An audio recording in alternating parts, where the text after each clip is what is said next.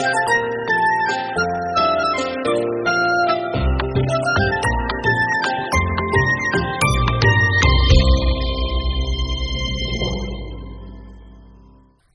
நேயர்களே, ஃபீபாவின் காலை தியானத்திற்கு உங்களை அன்புடன் வரவேற்கிறேன்.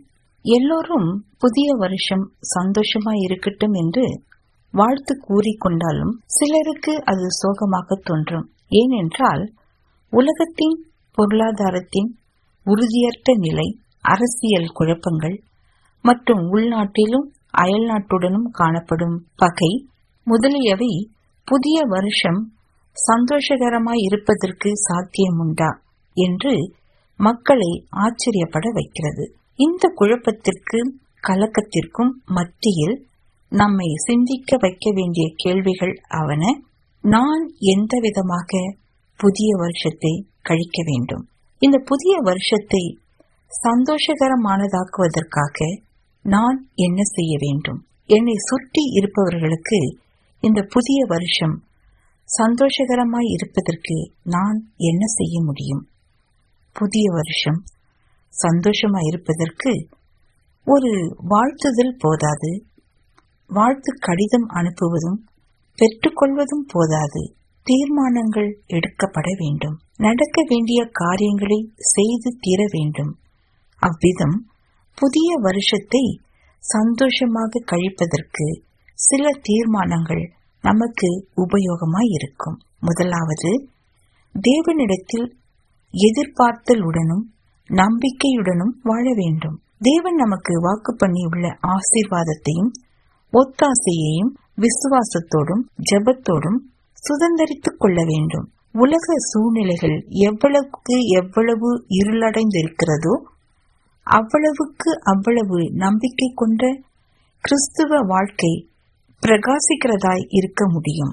இரண்டாவது, உடன் இருப்பவர்களுடன் ஐக்கியமுள்ளவர்களாக இருக்க வேண்டும்.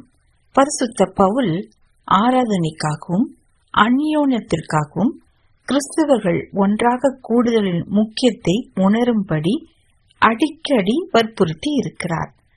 ஆவியின் வரங்களை உபயோகிப்பதற்கும் மட்டுமல்லாமல் ஆவியில் முழுமையாய் வளர்வதற்கும் அங்கங்களும் அவயவங்களும் சக்தியும் ஆதாரமும் பெறுவதற்கு சரீரத்தில் இணைந்திருக்க வேண்டியது போல கிறிஸ்தவர்களும் ஒரே சரீரத்தின் அங்கங்களாய் இருக்கிறோம். வேதாகமத்தில் எபிரேயர் 10 அதிகாரம் 25வது வசனத்தில் சபை கூடி வருதலை சிலர் விட்டு விடுகிறது போல நாம் விட்டுவிடாமல் என்று சொல்லப்பட்டிருக்கிறது. 1 கொரிந்தியர் 14 அதிகாரத்திலும் எல்லோரும் கூடி தொழும் விதத்தை நாம் முக்கியப்படுத்துவது சரி. ஆனால் அது நிமித்தம் தனி தியான அனுபவத்தின் தனிப்பட்ட ஆவியின் வளர்ச்சியின் முக்கியத்தை குறைவாக எண்ணவில்லை. மூன்றாவதாக, தெய்வீக செல்வங்களை நமதாக்கிக் கொள்ள வேண்டும்.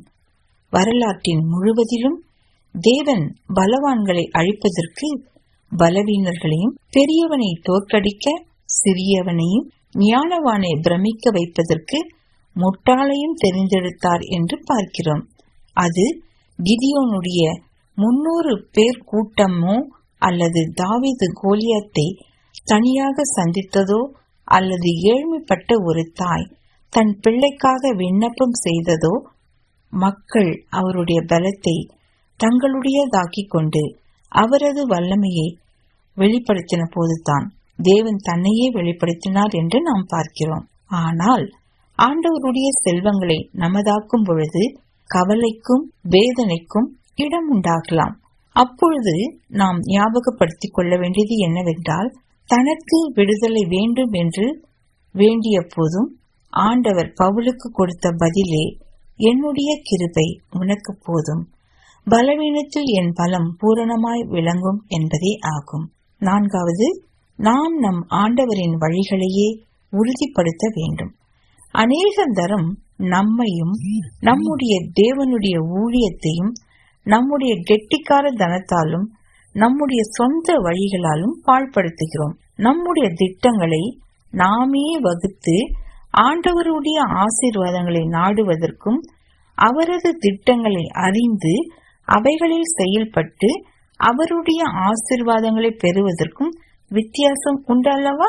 யோவான் 15ஆம் அதிகாரத்தில் கூறப்பட்டிருக்கும் திராட்சை செடியும் அதனுடைய கொடிகளை பற்றி உவமை ஆவியில் நிறைந்த ஒவ்வொரு கிறிஸ்தவனுக்கும் கிடைக்கக்கூடிய வாழ்க்கைக்கு அறிகுறியாய் இருக்கிறது. திராட்சை செடியானது தன்னுடைய முயற்சினால் அல்ல, திராட்சை கொடியுடன் இணைந்திருப்பதாலேயே கனி கொடுக்கிறது. கனி கொடுக்கும் கொடி திராட்சை செடியின் பலனையும் ஆதாரத்தையும் வெளிப்படுத்துகிறது. ஆகையால் இயேசுவானவரை சார்ந்து இயங்குவோம், ஆனால் அவரில் ஆவியின் கனி கொடுக்கும் பிள்ளைகளாய் நாம் இருப்போம். கடைசியாக, சாதாரண காரியங்களுக்காக தேவனை துதிக்கவும் அதற்குரியவர்களை பாராட்டவும் நாம் கற்றுக்கொள்ள வேண்டும். ஆண்டவரின் படைப்பு சூரிய அஸ்தமனத்தின் சிறப்பு, இயற்கை அழகு, அதிகாலை அமைதி, குழந்தையின் புன்னகையின் அழகு, உணர்ச்சி மிகுந்த ஸ்பரிசம், நன்றி தெரிவிக்கும் மனப்பான்மை முதலியன சாதாரண காரியங்களையும் சந்தோஷம் நிறைந்த மக்கள் பாராட்டவும் பிரியப்படவும் கற்றிருப்பார்கள். மேலும் பல சிறிய சாதாரண காரியங்கள் விலை மதிப்பற்றவைகளாக இருந்த போதிலும் யாரும் அவற்றை அனுபவிக்க கூடும் அல்லவா? மேற்கூறியவைகள் நிறைவேற்றுவதன் மூலம் புதிய ஆண்டு நமக்கு ஆசீர்வாதமாக சந்தோஷகரமாய் இருக்கும் என நம்புகிறேன். தேவன் தாமே உங்களை ஆசீர்வதிப்பாராக. ஆமேன். இன்றைய காலை தியானத்தில் பங்கேற்றமைக்காக நன்றி. உங்களது கருத்துக்களை பகிர்ந்து கொள்ளவோ மேலும் விவரங்கள் அறிந்து கொள்ளவோ 9458505042 என்ற எண்ணிற்கோ அல்லது info@fibaonline.org தொடர்பு கொள்ளவும். தேவன் தாமே உங்களை ஆசீர்வதிப்பாராக. ஆமேன்.